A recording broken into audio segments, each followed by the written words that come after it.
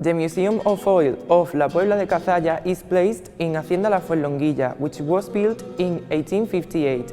It also has an old mill which was turned into a museum. We can also visit the noble part where the old owners lived. This hacienda is 1 kilometer from the town center. In the older days, this was an oil mill where people of the village crushed olive and made our excellent olive oil.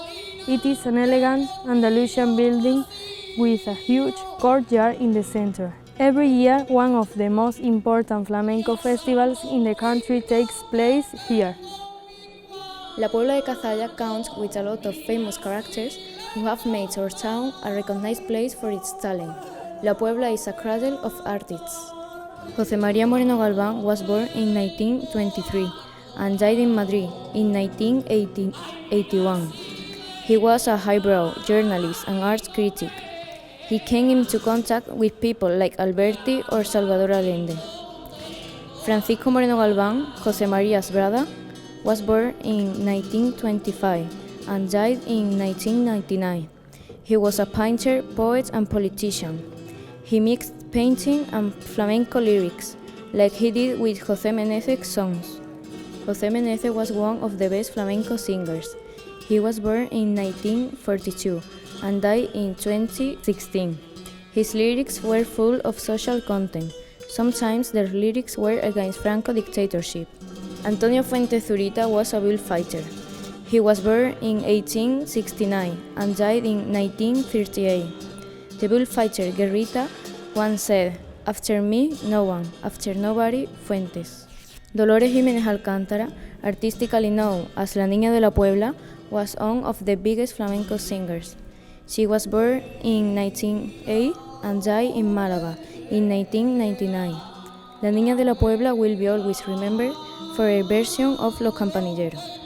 Diego Andrade Martagón, better known as Diego Clavel, is a flamenco singer who was born in 1946. He has a lot of awards and he frequently performs at flamenco festivals. Singers like Rubito de Paraíso or La Gilla and a lot of young promises make La Puebla de Cazalla a town which must be taken into account in Spanish popular art. Besides, we can say proudly that the writer Miguel de Cervantes was in our town. In the Holy Week, we watch our religious Baroque images in the street. They are taken out of their churches in procession by penitents. The scenes of the Passion of Jesus Christ are put on beautiful wooden frames which are called pasos.